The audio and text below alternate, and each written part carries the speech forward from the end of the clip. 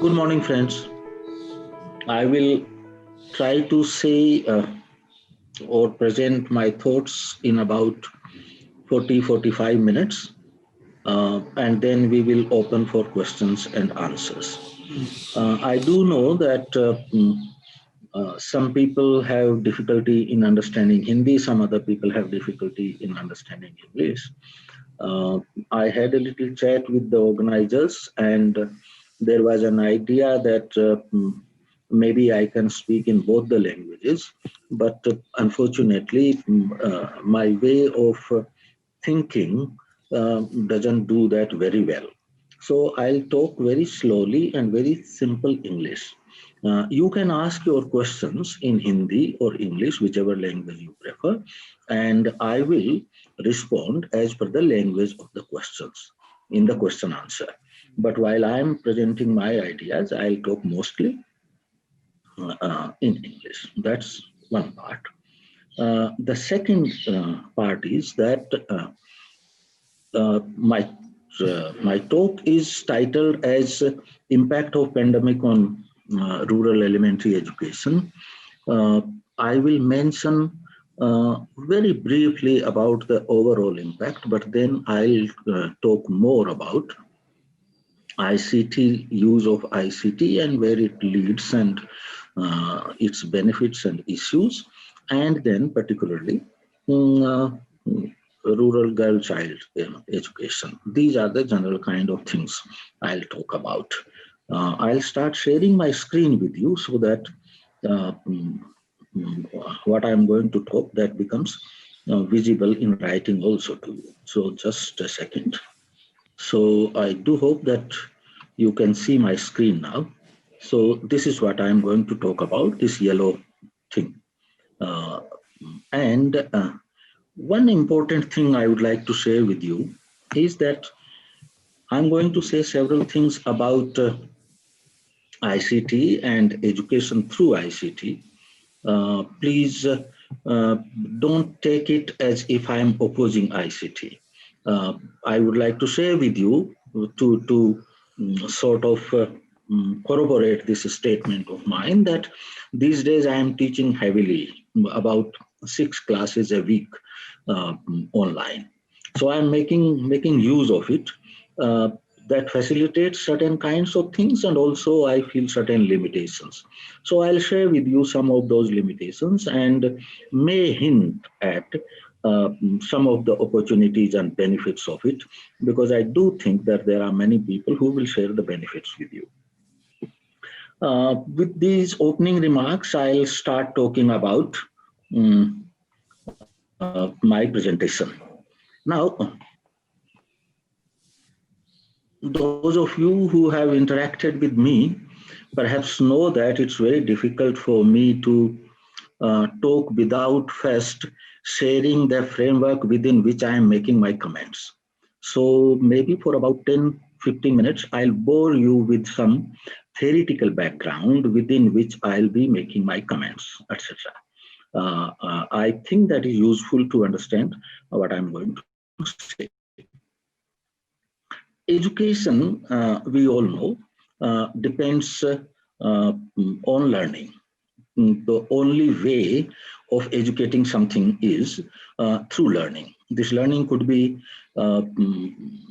someone can learn with one's own efforts, or teaching may be involved in this. Now, in formal education, teaching is heavily involved, and this is woven around teaching. So let's first look at what could teaching mean. I have drawn very rough kind of figure that teaching necessarily involves 3 components in it. There could be more things, but we will talk at this moment of 3 components in it. That is the teacher, the learner, and the content. And there is no priority here in this. So please don't start thinking that why the content is on the top and teacher on the right and learner at the end, etc. No, there isn't any priority. This is any kind of triangle. You can turn it whichever way you want, that it doesn't matter.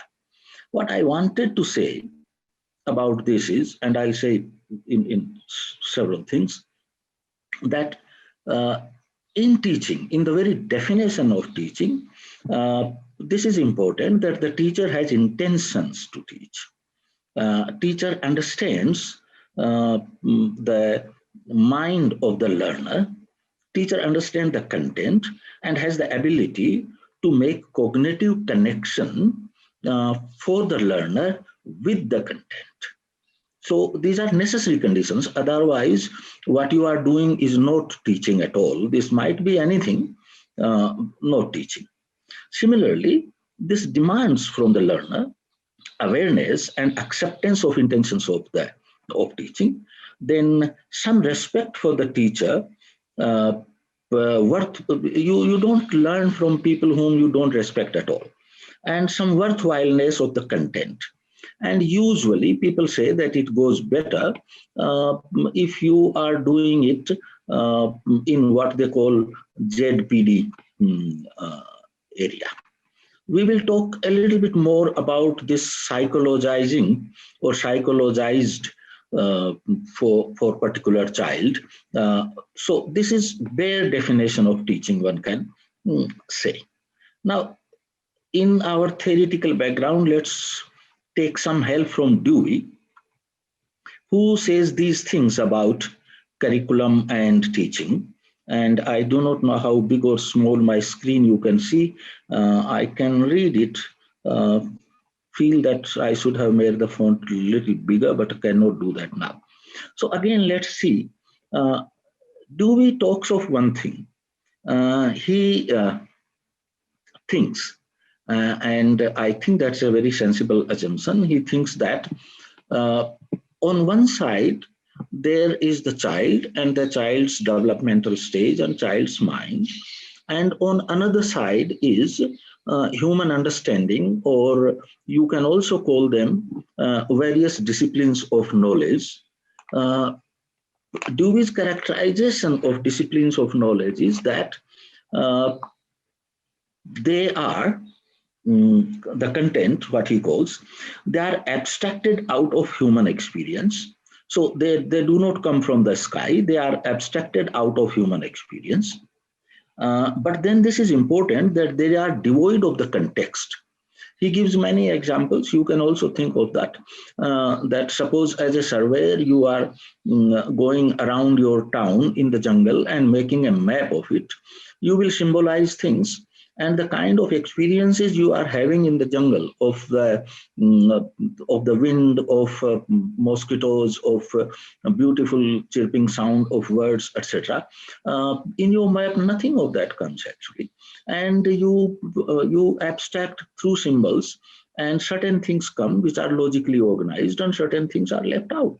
So that's how the human understanding and human knowledge is constructed. Then this connects with the mind on logic and not on emotion. That is important, and logically organized. So this is the content, and which the child is supposed to learn. On the other hand, the child is someone who connects with the world on immediate interests and emotions, and sees everything in the totality, and contextual goes by the contextual experience. So what is involved in teaching, which Dewey called psychologizing the curriculum or psychologizing the content.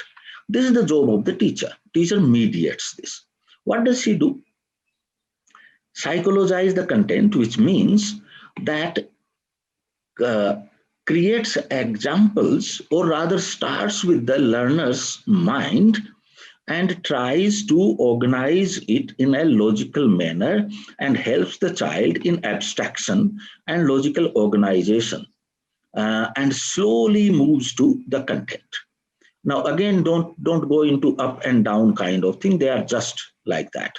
So on one side, teacher looks at the learner's mind, looks at the experiences of the learner, sees the possibility in this of abstraction and creating logical structure out of it, helps the child. Second, there are some objectives. So look at the content and then tries to see what are the initial starting points available in the child's mind so that the cycle of abstracting it can be started. So this is the kind of thing a teacher does. This is first part of my little theoretical thing. It will go a little bit more, and you must be already wondering what it has got to do with the pandemic uh, mm, uh, or even ICT learning, etc. You will have to wait for a few more minutes, and then we will come to that. Also, Dewey says in a slightly different context, and he assumes that for proper learning, it is very important that the teacher's mind comes to close quarters with the pupil's mind. People express this idea in various ways. Most of the philosophers definitely, when they are talking of teaching and learning, they definitely talk about it. And often there is a very, to me, very, how to put it, uh, and a phrase which affects me actually, that meeting of the minds of the learner and the teacher around some content. This meeting of the minds phrase is something which actually points to the contents of the minds of the learner and the teacher being very similar, if not exactly the same. Now, why is it important and why the philosophers talk a lot about it is a reason. Because we don't usually think, but actually we have no guarantee of understanding the contents of other human minds.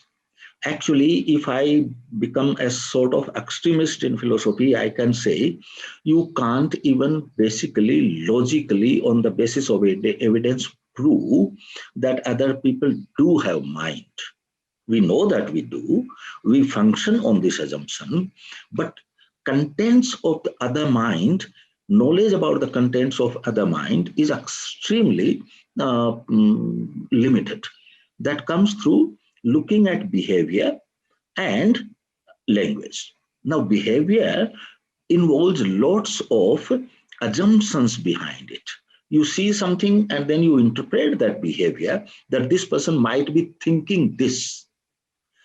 Similarly, in the language functions on symbols, and these symbols are not exactly understood everyone by exactly in the same manner. So there is always a gap. That's why this idea of the meeting of the minds, coming to the close quarters, psychologizing the content, etc., these ideas become important. Now, if we go to the next thing, uh, uh, there is someone called Christopher Winch, and he wrote a book. On learning, people don't read that book much. But I think that is a very important book and it's slightly difficult. But he talks of human learning. The book is called The Philosophy of Human Learning. And at the end of this book, he comes to some conclusions. These conclusions are relevant for us. I I have some abbreviated version of them, and I'll talk a little bit about that before coming to our topic really. First, he says that there is the necessarily social nature of learning.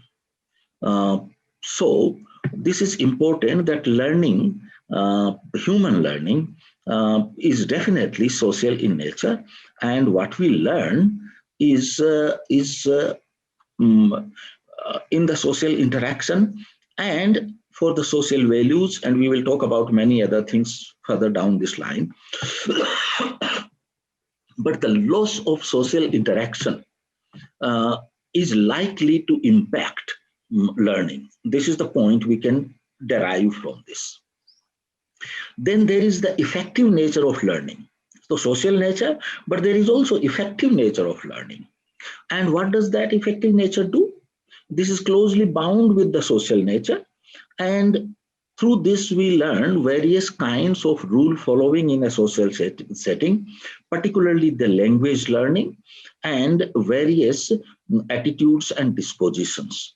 Uh, while we learn, we are in connection with others and the knowledge is shared. All knowledge is social in nature, therefore this is shared in that sense, and in the social interaction we acquire it. But also there is rules of behavior as well as rules of learning as well as rules of knowledge. That's also part of this, and social nature impacts that. Language is entirely social. uh, in philosophy, and I think in psychology would also agree with that, there is a huge discussion whether there is a possibility of a private language. There is no such thing as private language. Language is always social in nature. And then various attitudes and dispositions, etc. These are also parts of learning. And attitudes and dispositions are also about the content of learning, say mathematics or science or social science or history, etc. So that is another point. Then importance of motivation in learning. And again, then motivation also has, or social interaction also has a lot of impact on motivation. Just for example, uh, we all learn those things better which are highly valued in the society and for which we get appreciation from the society. So therefore, values, priorities, appreciation, needs, all these things impact our motivation as well as our self-esteem as individuals. This is also actually self-esteem comes in the social interaction. And remember that I am talking about these things in in understanding the nature of learning and how this is impacted. Another very important thing uh, mm, this this book says is uh, that uh, of major importance is that uh, love of what is learned. So this is very important. Perhaps you have seen in your life, perhaps you agree that some people, there might be a child who maybe loves poetry and literature and therefore very much interested in language, but may not be interested in science or mathematics or social science or history, etc. So love for what is learned is a very important factor in going into the depth as well as curiosity as well as motivation, etc. Then this also involves the love of the requirement of excellence. Uh, Having standards of excellence, having learning something, in depth, in proper way, in having standards of that, this is also important. And this also comes, both these things, last two definitely, but many other also depend on the interaction with the teacher.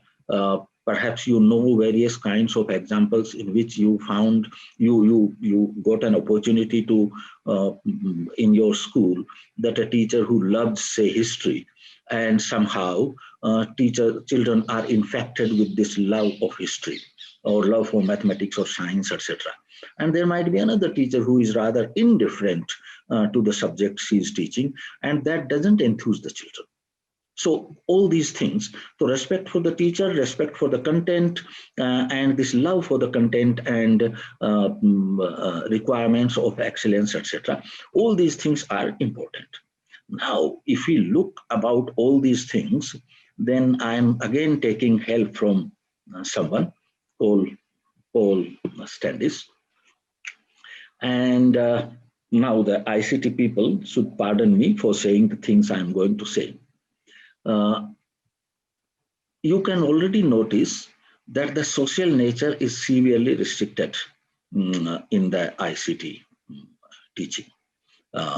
Then several other things, this psychologizing of the curriculum, this requires constant interaction with the learner. I do not know how many of you have experience of teaching in a classroom, particularly. By the way, my focus at this moment is not higher education. My focus at this moment is elementary education. So those of you who have been in the class, I do not know how many of you have this experience. I'm talking from my experience. This may not be generalizable, but the way you are talking in the classroom is constantly modified by looking at the faces of the children and into their eyes. And a good teacher learns to recognize a sparkle in the eyes, which indicates interest as well as uh, clicking of understanding. Mm, which some people these days call aha moment. I'm not very great fan of this phrase, but I think it will connect better with many of you. That's why I'm using this. So this clicking of understanding, which is visible on the face and in the eyes, guides our teaching in the classroom. Uh, and this constant feedback from the behavior of the children is important. So all these things in teaching online actually are not available. Then a series of argument which is made by some people is also this, that ICT, because of its very nature, organizes learning into neat packages. Because you are not close together, you have to put the content somewhere, you have to assume that people will make sense on their own, so it organizes in neat packages. This Paul Standish calls education canned for convenience. You see, the education which comes from the interaction and direct experience, etc., and goes seeps deep into your soul.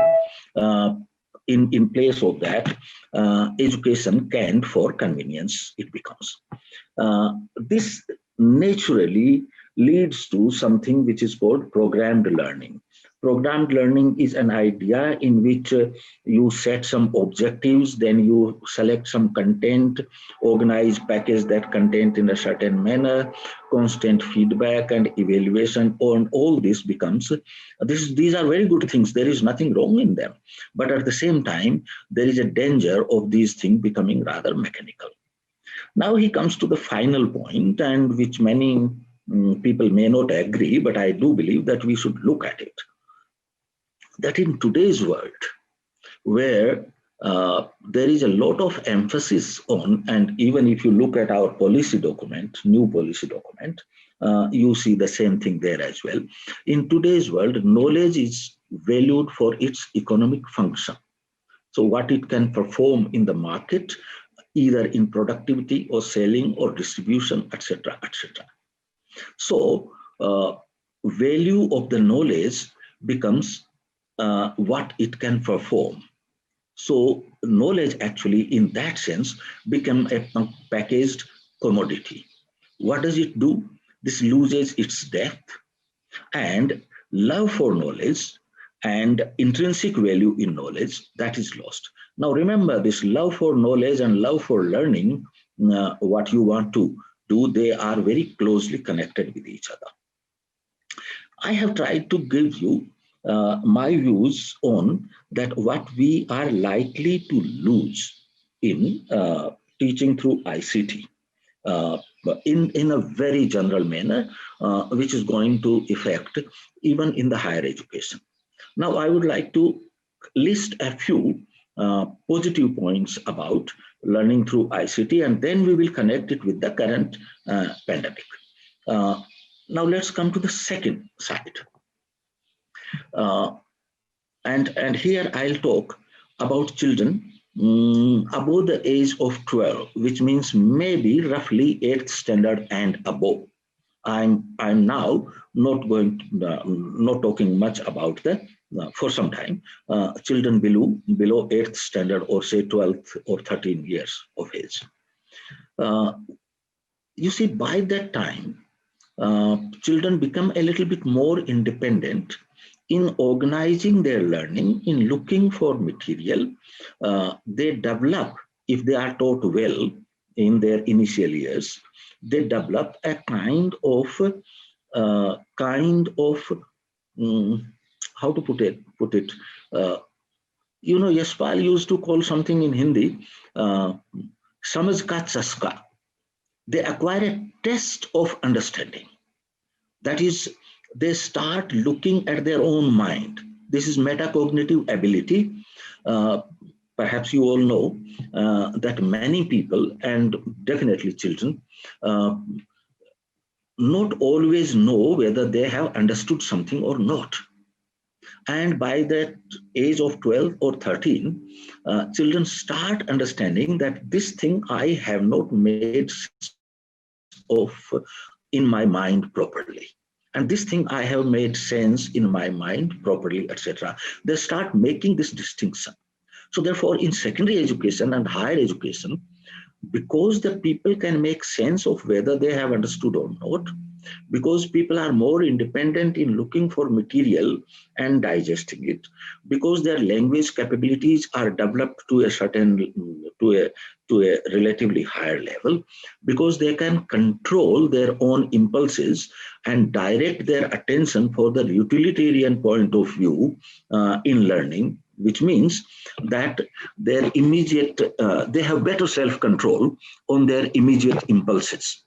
Because of these things, uh, in higher education and beyond, in secondary education and higher education, learning through ICT actually may give a much more required flexibility and ordering things in one's own manner.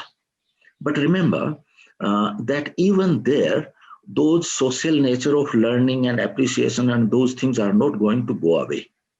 So therefore, there is a possibility, if there has been good education earlier, then extending and getting benefit of learning through ICT. So that is one thing, the flexibility, organizing the material in your own way, giving much more flexibility, connecting with various other things, etc. In this thing. We should also understand, I mean, not many people pay attention to it, and this is considered too small a thing to mention. But I sometimes feel that smaller things become very important. I do not know whether you have this experience, that you go to a bookshop and there are new books, and you look at uh, the spine of the books, जो वो लगी हुई हैं उसमें shelf में, you quickly look at the author and the publisher and the shape of the book and the color combination and paper, and you come to a more or less reasonable judgment whether this book is worth spending your money or not. Similar things, the people who have experience of books happens with them in the library. Now, internet has a internet is a actually a, I mean, it has everything. I imagine sometimes it as a heap of garbage which has lots of gold nuggets in it. But then one has to know how to rummage through it, how to recognize those gold nuggets, which maybe actually have a lot of dirt around them, etc. So this is also a capability of finding quality material on internet. This could be taught, I believe, but this also comes from experience. So if these conditions are met, then secondary, particularly higher secondary and higher education, there is a possibility of making very effective use under guidance of internet. Now I'll come to the pandemic and particularly teaching for the younger children. It seems to me that there are many problems. First of all, I am aware that yesterday people did talk about during the pandemic, schools are closed, and many states actually and many schools on their own, and perhaps all the private schools have been trying to reach children through internet, through telephone, through various kinds of other devices. We all know that this involves, you can call it digital resources. You see, electricity, for this purpose, electricity, computer, telephone, connectivity, all these things we can roughly call digital resources. So I believe that yesterday there was a lot of talk about it, that very high percentage of rural children actually do not have enough digital resources. So I would not dwell upon this. So that uh, actually there is a loss of opportunity of learning. What I'll dwell is on this, that one thing is there is a loss of opportunity. That's a simple kind of thing. But now look at the another aspect of the same thing. We all know that in India, the opportunity of education is not available to everyone equally. That is, the rural children, in any case, are in a huge disadvantage. And let's try to understand that a continued disadvantage for the opportunities of learning continuously reproduces inequality. So our education is already bogged down by this problem of unequal opportunity for learning. Now, in this situation, whatever little opportunity was available to the rural children is lost more or less completely. And what is being available through internet, then this inequality has become much more pronounced. Therefore, there is a very great danger of exacerbation or enhancing or underlining and exponentially increasing this inequality, which is going to be mm, mm, going to take a lot of time to undo. I'm not blaming anyone. Perhaps the kind of situation is that we may not have been able to do anything regarding this. But this is the situation. We should also remember that the calamities, whether they be human-made or natural, they hit the hardest, the weakest people, and that is rural poor in India. So this calamity is nothing different from that. If you still remember those images of people walking for thousands of kilometers in the beginning of the lockdown, you will immediately understand the kind of magnitude of differential impact of calamities on rich and the poor. Bring that similar kind of difference in the opportunities for learning, and I do believe you will begin to imagine the kind of impact it might have on the learning of the rural children. Then this idea of something is better than nothing, even that is not available to rural children. So that is one part I wanted to emphasize, that this has impacted the rural children perhaps the hardest. And now let's come to girls, because I did want to talk specifically about girls, and I'll spend some time on this. So let's talk specifically about the girls' education for some time, very little time though. Now, I do not know how many of you belong to rural areas.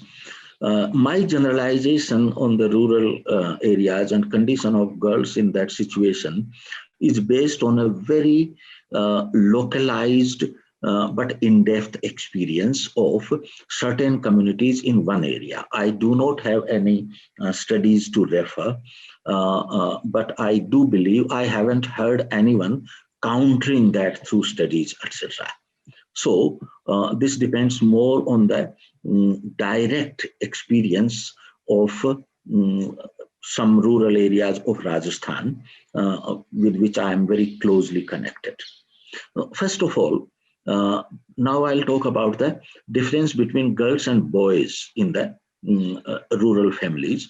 And as I already said, I'm talking about the elementary education. So free time available in the family for the girls is much less than the boys. Uh, Even in the families who have now recognized the value of girls' education, and I'm talking of an area where 100% girls are enrolled, girls go alone outside for jobs, etc. They go in police, etc. They can go to hundreds of kilometers alone for teaching jobs or nursing jobs, etc. Society is aware of that, and still in the homes, the time available, free time available to them is much less than their brothers. And availability of whatever digital resources are there in the family, the priority is not with the girls. So one is that lack of available time if they are in the household. And that is going to make a difference of opportunity between boys and girls. The second thing is, to my mind, psychologically is very important. You see, at home, girls are supposed to behave in a certain manner, and that's the social ways of behaving. School gives them a little bit more opportunity. I'm not saying that schools are panacea of freedom. No, I'm not making that point. But school definitely give them much more opportunity to be themselves freely than available in the home. And girls require that very strongly, it seems to me, particularly rural girls. Then we forget that schools, and this is a general point, then I'll come to girls. Schools don't only teach your formal knowledge in the classes. Schools also an institutional environment where you interact with other people. Your vision is expanded because different people talk of different kinds of experiences. New ideas flow into the conversation. So this opportunity to expand your vision through interaction with your age children coming from different backgrounds, that's a great learning opportunity in an institution. Where the institutions have library, this this becomes even a bigger opportunity because you now can connect and you can get through the books you can connect to a much wider idea of the world. So that opportunity, because of the pandemic, is lost, and this impacts girls more than the boys, because boys still get chances of going outside, interacting, freely roaming, etc. Though this cannot be equal to the institutional space in schools, etc. I will point out one more thing, which many of you may agree or disagree. It seems to me that together with this kind of formal learning, schools give you a great opportunity of of socially how to stand your ground, how to deal with bullies, how to fight back, and all these things. It seems to me that this is very important. Many of you must be remembering some or other instance where on your own, without help of elders, you had to counter some bully in the school, and that gave you a certain kind of say self-confidence in dealing with the world, big, bad, ugly world outside. So schools are also in a relatively safer environment, a training for dealing with the world. And that opportunity is also lost because of this. Again, I'll remind you that I'm not saying that it has done any, this is because of someone's fault, but that is there. About the girls, I feel, and I'm somewhat hesitant about it, but I'll share with you so you can counter it. I feel that being in the house all the time, losing the opportunity of going out in the school, seeing the preference given in the digital resources to their brothers, the traditional role of girls is more emphasized. And particularly this ultimate Indian family value of sacrificing for the dear, for the dear and near ones. So this is a very good value. This is praised in the society. Girls are always now, whatever little time they had outside the home in a different kind of value environment, struggling for themselves, for their independence. Here again, much more emphasized during these times, the same kind of sacrifice for your brother or this or that. So therefore, this uh, you see this idea of mother eating at the end whatever is left out. Uh, that's a very figurative description of this sacrificing for the dear, near and dear ones. Please don't misinterpret me, and I'm not saying that there is anything wrong in it. But when it becomes a kind of burden on some selected people within the family, then actually this hampers their growth and development of their personhood. So it seems to me that girls are going to face that also a little more in that. Two little points more. One, now coming to the primary, you see, primary children require much more kind of help, hand holding, and the kind of things which I said in the beginning about the learning. And it seems to me that to get children started on learning language and interaction with the world through the ICT or internet, etc., at the primary level, you can simulate up to a certain extent, but it seems to me the richness of it uh, would be lost. And primary children cannot be educated through these online means as well as they could be educated in the face-to-face manner. Uh, Another thing, this impact of this pandemic we are likely to have is that there are many people now, ICT companies, our institutions, including, I wrote an article at that time, I referred to it, including CBSE and NCRT, etc. They seem to be very enthusiastic about the opportunities of online learning. I'm also very enthusiastic, but they seem to suggest that perhaps this can be a dominant mode of learning, even when the pandemic is over and there are opportunities for face-to-face interaction, etc. Using it up to a certain extent wherever it enhances the reach and capability of the teacher and children both, I'm not opposed to that. But switching education and being too enthusiastic and switching education to online mode, I do believe will be a great loss at this moment. I'm also aware that any new thing which because human mind is very creative, and initially after a kind of loss, maybe new methods and ways are developed which can compensate for that. But in education, the idea of meeting of the minds cannot be done away, and that is possible only when you have children, particularly elementary education, children in front of you, and you can actually guess the state of their mind at that very moment. That is impossible through ICT. Therefore, too much enthusiasm towards that side may not be a great idea. In conclusion, I'll now ask you a question and then we will talk to the question answer. Many of you have interacted with me in these forums when we were physically at the same place, that is face to face. When you ask your questions, please first respond to one question of mine. That is, did you feel any difference between today's interaction between us in my presentation online and earlier interaction face to face we had these forums? So you are free to ask your question, but when you ask your question, please also answer this question of mine.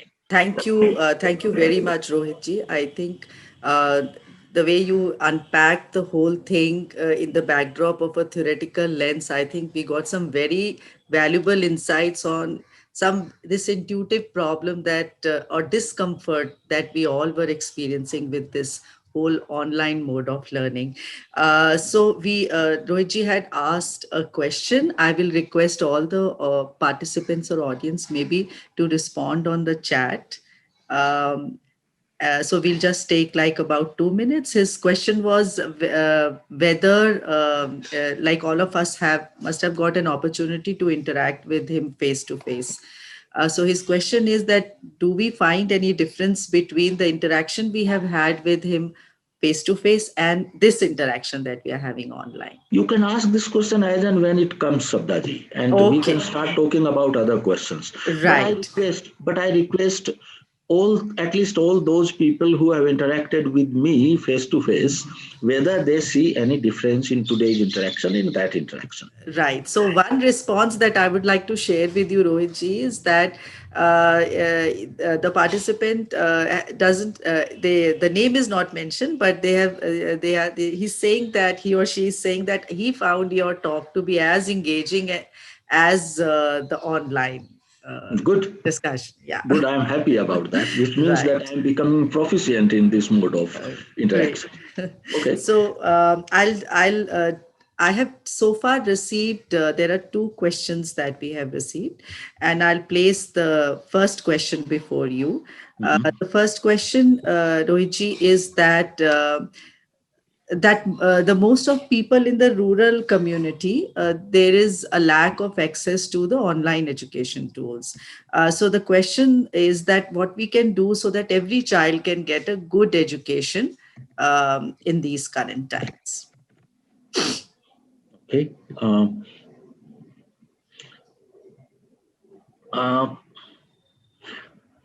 I do not have a pakka answer to it. I will share some sundry thoughts around this possibility. First of all, actually, it seems to me that we are at the fag end of this close down now. So what we can do is we can go back to our normal mode. But that's a different kind of answer. What can we do in this kind of lockdown situation? It seems to me that we have to switch to some kind of mixed mode, and there are 3 or 4 strands maybe of that. Somehow, reaching the children the print material.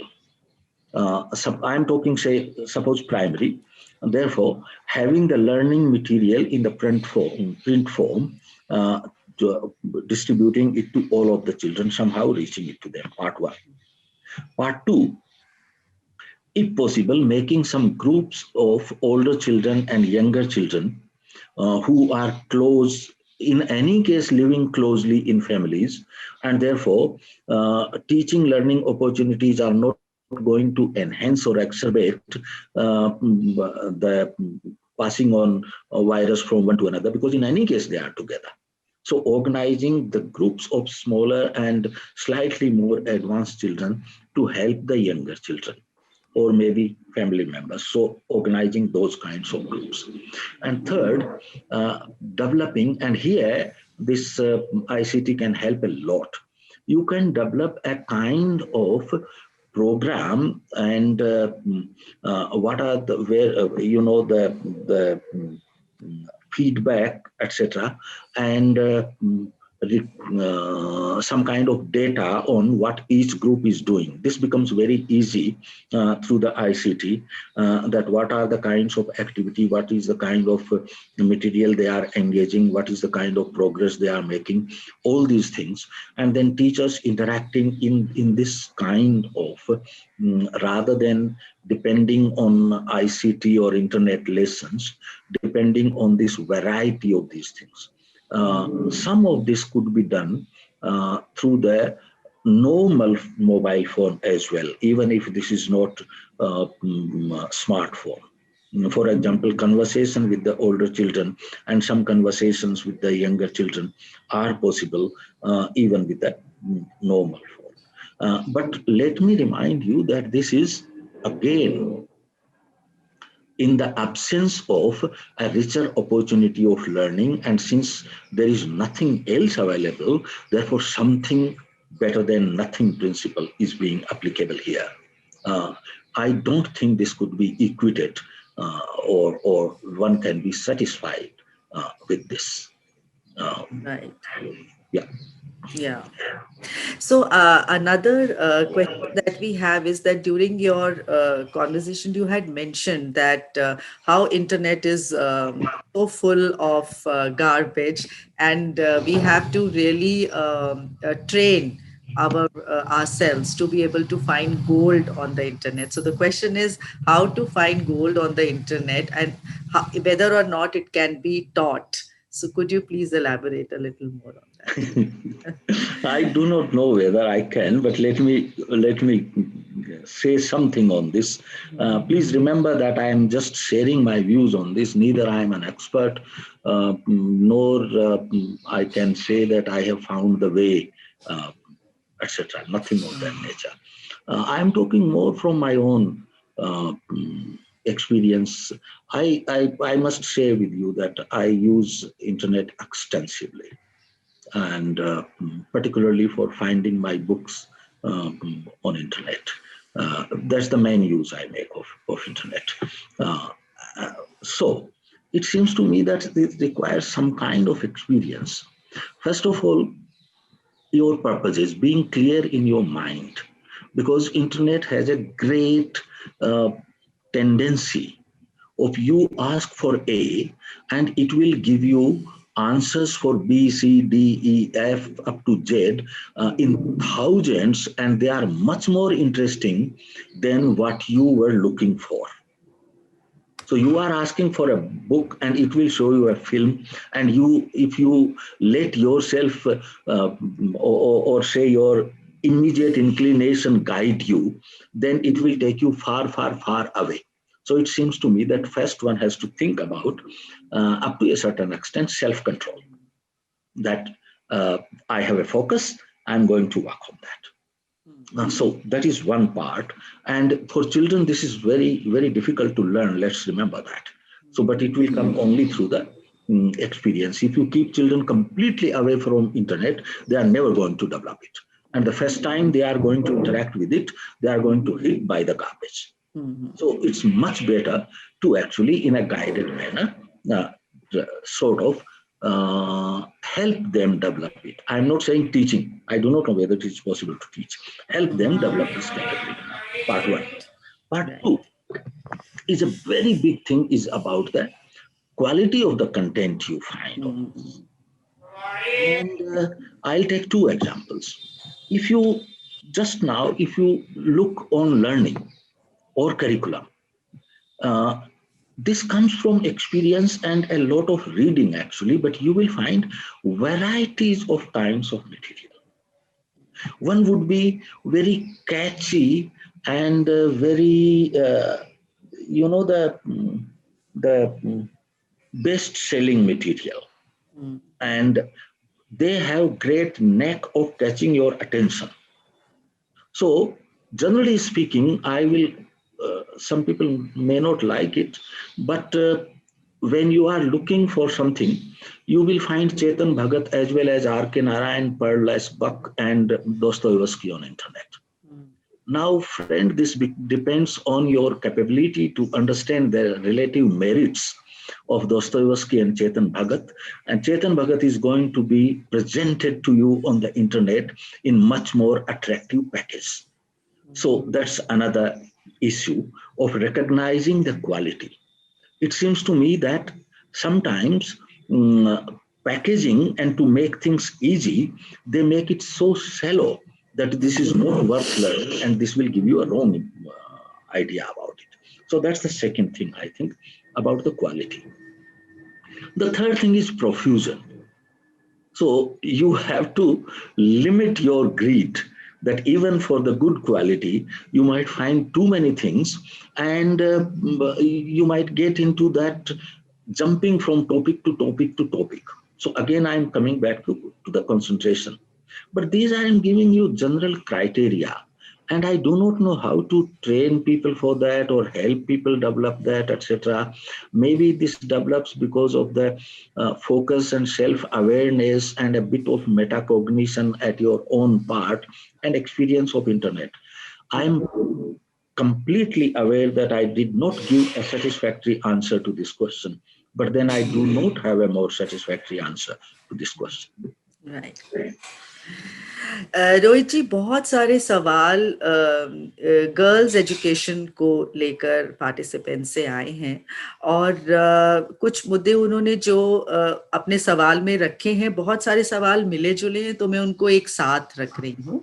तो आप बातचीत में इस बात को recognise किया गया कि लड़कियों की सामाजिक स्थिति जैसी है उसको बदलने के लिए स्कूल की क्या भूमिका हो सकती है, लेकिन उसके अलावा घर या सामुदायिक या किस तरह का परिवेश है, इसका भी बहुत क्रिटिकल रोल है।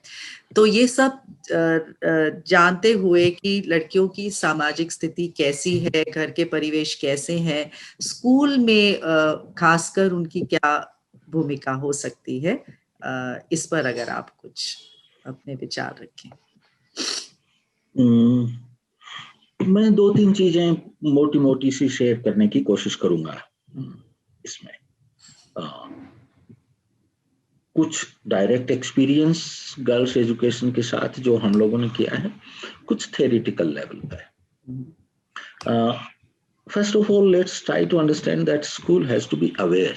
स्कूल को पता होना चाहिए, क्योंकि सवाल आधा हिंदी में था। स्कूल को पता होना चाहिए कि लड़कियों के लिए अपॉर्चुनिटीज और लड़कियों के प्रति दृष्टि समाज में अभी भी जो है वो उनकी कैपेबिलिटीज को और उनकी ग्रोथ को सीमित करने वाली है। एक हद तक वो उनको पूरी तरह से फ्लोरिश करने का मौका नहीं देती है, रिस्ट्रिक्ट करती है। कोई उनके प्रति दुर्भावना से नहीं करती, लेकिन लड़कियों की और महिलाओं की, अच्छी महिलाओं की और अच्छी लड़कियों की एक इमेज है सोसाइटी में, और वो इमेज उनको उधर धकेलती है।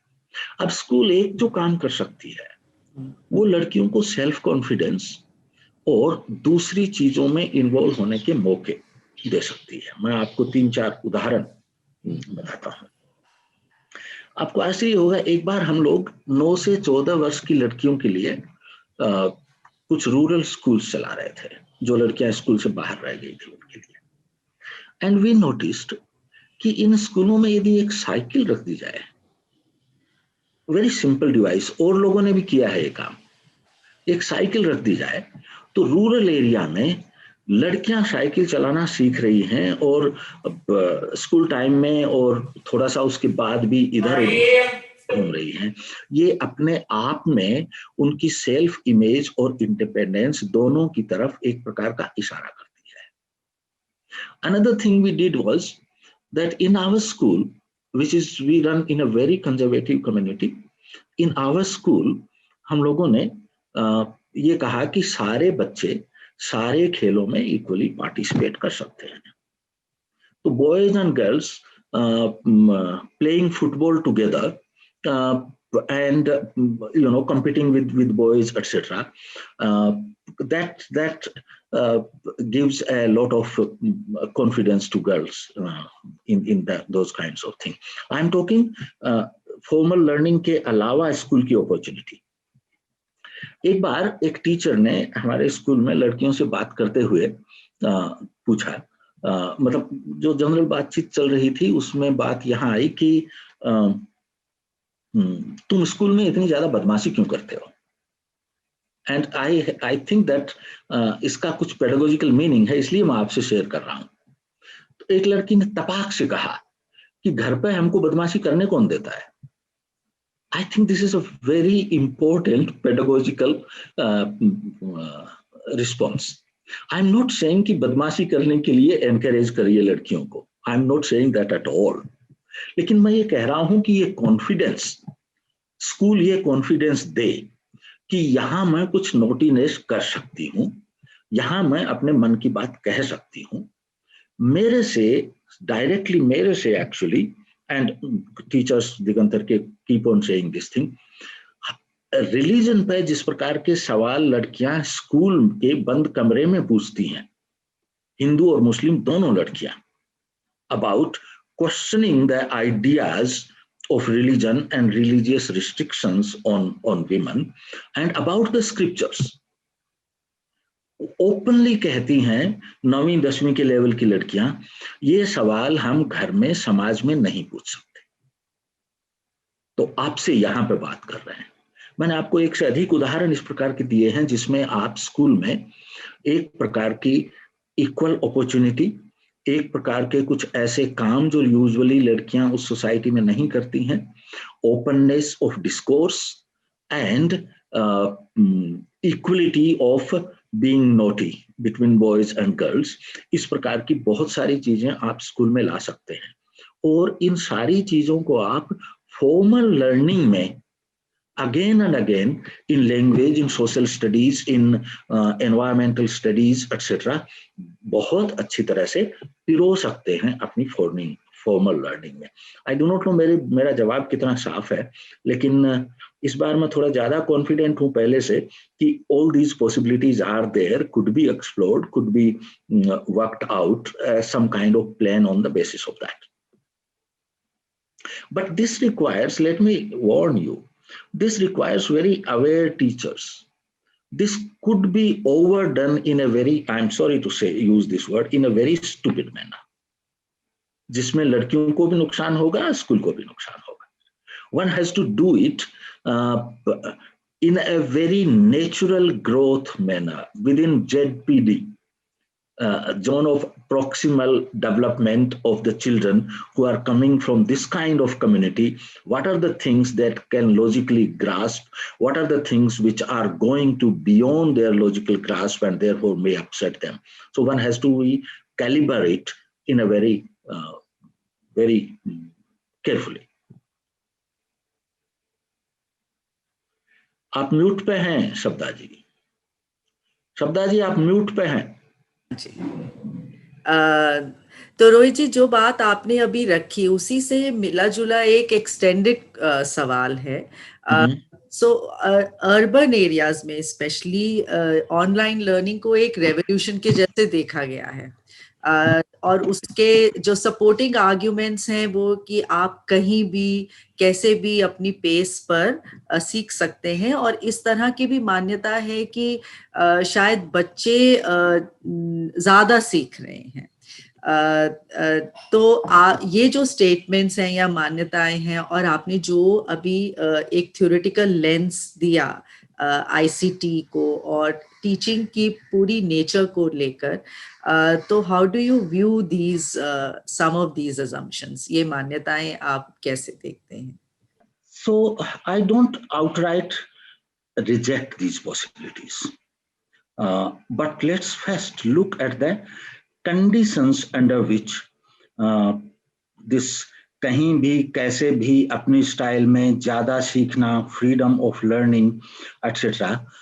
Is possible, and which could be consistent with the kind of ideas I was sharing with you about teaching and learning, etc. First of all, I don't see this possibility in the primary education at all. I may see glimpse of this by the 8th standard or 7th standard. Before that, it seems to be difficult for me, unless until there is very, very good help available at home through the parents or elder siblings or someone, etc. So ICT alone, I don't see much possibility of that. I see the possibility of this from the secondary level, and there the condition of full availability of ICT resources, which we mentioned in the beginning, free availability, free in the sense that depending on your own time, this is always available to. Imagine a very good Wi-Fi connection with a laptop and your own space. You see, in the universities, one problem they are facing at this moment is that there are many students who may have a connection over a phone or a laptop, but there is not enough space where they can participate, quietly in that. So a separate space and all that. Now one has to think, and together with this, what I said, that how you can learn online through online lessons, etc. That kind of self-discipline, capability to understand, that depends on the kind of education available to the person earlier than this phase. Now, all these things are true, but let's try to find out what is the percentage of children for these conditions are fulfilled in our society. Are we claiming that every urban household or even every middle class urban household fulfills these conditions? So these anecdotal evidence might be coming from the houses of the children where all these conditions are fulfilled. And the percentage of these children perhaps is not as much as we think. Second point, this is on the basis of the earlier interaction with the peers, with the teachers, and the capabilities developed earlier, and the further possibilities of what is learned in college through interaction with others. Let me bring a new point. Uh, Falling in love and how to manage that. I think in the college, crush on teachers or on each other, and how to manage, how to express that. I'm just mentioning one of the thousands of things. Uh, Interaction with various kinds of political and various kinds of other ideologies available in the college apart from your textbooks, various kinds of clubs and interactions, all that is lost. So, what you say, learning better, perhaps one is talking about learning of textbooks and the kind of packaged knowledge which is already available in those forums. But I am emphasizing from the very beginning that institutional learning has a lot more other opportunities which we don't notice and we learn. I gave a few examples earlier for the school, now I gave for the college. And it seems to me, let me share a personal experience. It seems to me that in my college, when I was in college, there were various groups, and this has a very big impact on my overall understanding. One group announced a strike in the college for an issue which I didn't agree with, and therefore there were two groups in the canteen, etc. We used to have heated debates, and then some people joined the strike and some people didn't join the strike. I do believe that that's a extremely good opportunity for an aware, for in developing aware democratic citizen. And I don't think such opportunities, and this is one example of thousands, such opportunities are not available to my mind on the internet. Please don't say that WhatsApp group and Facebook and Twitter gives similar kinds of opportunity. No, these opportunities, particularly the political opportunities, when you are face to face with a group of people and you are arguing there, that's very different from sitting safely in your room and talking something on these things. So yes, there might be certain possibilities if certain conditions are fulfilled. If those conditions, the number of children or number of students who fulfill those conditions is very little. And number two, as soon as they go further, there are other opportunities in the institutionalized situation which are not available on this. And they are equally important part of education, at least for someone like me. Yeah.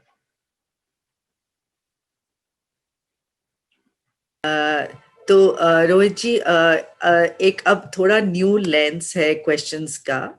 एक आपने अपने discussion में you brought out one thing regarding psychologizing the curriculum. So if you could elaborate that a little more. Okay, this idea I was borrowing from Dewey. You all can freely download The Child and the Curriculum, written by Dewey. This is written, I think, about 100 years back, and still I feel that this is actually very fresh. The idea is this: that take science. So in a third standard student, when you are talking पदार्थ और पदार्थ के गुण, पदार्थ स्थान घेरता है, पदार्थ में वजन होता है, पदार्थ ये होता है, आप क्या कर रहे हैं? You are presenting human knowledge organized in a logical structure. पदार्थ जो वास्तव में आइडिया जो पदार्थ का है वो तो एक्चुअली बच्चे ने तो कभी नहीं देखा भाई। बच्चे ने देखा है बोतल, बच्चे ने देखा है रोटी, बच्चे ने देखा है पेड़, बच्चे ने देखा है गाय, बकरी, मम्मी, पापा, various kinds of things. Now look how big this jump is, कि आप यहां से कह रहे हैं कि ये जो सारी चीजें बनी हुई हैं ये पदार्थ की बनी हुई है। तो it's a huge abstraction. So the knowledge or the kind of capability to think we want our children to master is logically organized in that this contextual emotional connection, immediate need, immediate interest, etc. are abstracted out. लेकिन children don't learn in that manner. When children wants to, even a third standard children, when gets interested in a bottle, it is, various kinds of things attached with it. This is integrated with the totality of the experience. Children are mostly governed by the immediate interest in something. Children take that, दूसरों की क्या प्रतिक्रिया हो रही है, they take it in the context. Now, do we कह रहे हैं कि ये जो एब्स्ट्रैक्ट लॉजिकली ऑर्गेनाइज नॉलेज है ये ऊपर से बहुत अलग दिखता है human experience, contextual human experience से, लेकिन ये वास्तव में उसी में से एब्स्ट्रैक्शन के माध्यम से डेराइव किया गया है। तो इनकी नेचर एक है दोनों की। Now what do you do? आप बच्चा इस वक्त, द लर्नर इस वक्त, मैं बच्चा कह रहा हूं, लर्नर इस वक्त किस प्रकार की स्टेट ऑफ माइंड में है, क्या चीज उसकी रुचि की है, इमोशनली उसको कैसे इफेक्ट करती हैं, कितनी देर तक उसमें उसकी अटेंशन रह सकती है, इन चीजों पर ध्यान दें और फिर ये देखें कि इनमें क्या पॉसिबिलिटीज हैं। जो आप पदार्थ के गुण बताने की तरफ एक डिस्कोर्स के माध्यम से, मतलब सवाल जवाब के माध्यम से, अनुभवों के माध्यम से कुछ चीजें दिखा के, खेलों के माध्यम से, एक्टिविटी के माध्यम से इसको हर फॉर्मलाइजेशन और एब्स्ट्रैक्शन की तरफ ले जा सकते हैं। Do we calls it psychologising the curriculum? Curriculum he means the abstract logically organised knowledge. Psychologizing he means connecting it with the child's current state of mind and psychology. That's the basic idea behind it. Now, there is an interesting thing. Many of you, खासकर students of education and pedagogy, may have चमत्कृत हो गए होंगे। एक और idea है जो प्रचारित किया गया था और अभी भी बहुत पॉपुलर है, जो 1980 के आसपास प्रचारित किया गया था, और उसको कहते हैं पेडागोजिकल कंटेंट नॉलेज। की आइडिया ये है कि टीचर जो है वो एक तो मैथमेटिक्स या फिजिक्स या हिस्ट्री है उसके पास, अब वो जो एब्स्ट्रैक्ट नॉलेज है उसको पेडागोजिक, वो जो कंटेंट है उसको पेडागोजिकल कंटेंट बनाने के लिए, बच्चे के माइंड से जोड़ने के लिए बहुत सारी चीजें उसको करनी पड़ती हैं। इट सीम्स टू मी इसका क्रेडिट आजकल सुलमन को दिया जा रहा है। मुझे लगता है कि सुलमन से 80 साल पहले ड्यूबी ये बात कर रहे थे और इंटरेस्टिंगली 2000 साल पहले सोक्रेटिस ये बात कर रहे थे। कई बार ये चीजें भी होती हैं जो दिमाग में अटक जाती हैं कि भैया तुम जिसको आज एक neatly packaged name of pedagogical content knowledge से बात कर रहे हो, the same thing in much richer terms was being talked by Socrates and of course Dewey and many other people. लेकिन ये साइड ही कमेंट है, इसको छोड़ दीजिए। So this is what the psychologising the curriculum in Dewey's terms means. And I do believe you will enjoy this mm, which is actually a paper, but is also published in the form of a book. You can download it freely. Just type the child and the curriculum, Dewey, and you will get more than one links from which you can download Right, it. right. So Rohitji, we have about 5 minutes more. So there are some series of questions we have got around that the impact of this pandemic situation, especially for the early graders, when we say preschool children and the girls with disabilities. So I'm placing these both the questions in front of you that it has impacted them severely. So what are your some of your thoughts as to we could respond to them? Please repeat. I somehow lost your हाँ, question. Sir Rohit जी दो groups हैं जिन पर participants ये दो अलग सवाल थे एक the girls with disabilities and Mhm. Pre schoolers in and the pandemic situation has really impacted them given the limitations of the online and digital resources. So what are Uh, some of your thoughts that we can respond to them? okay, my answer to this question is going to be rather bland. Mhm. Uh, Preschoolers, apart from giving some material to be used by their parents or elder siblings, with the preschoolers, you can do nothing. Now, I'm sorry to put it so bluntly. Uh, all you can do is you can provide some material, and that's it. It seems to me that preschoolers much more material, and preschoolers require much more interaction with the physical world Right. than your digital material. So, to tell you frankly, for preschoolers, I'm doubtful whether you can do much through this. आप parents के लिए curriculum, parents क्या क्या activity कर सकते हैं उनके साथ, ये आप पेरेंट्स को एजुकेट कर सकते हैं प्री स्कूलर्स के लिए क्या करें इसके माध्यम से डायरेक्टली प्री स्कूलर्स के साथ क्या कर सकते हैं. I am sorry, may be my imagination is very limited, I don't know enough, but my idea at this moment is this. Similarly, I don't have anything very important to say about the girls with disability. You see, the girls with disability is even more disadvantaged in this situation. So all the kinds of disadvantages which it spells for the girls in general are also for girls and disability, and there is much more than that.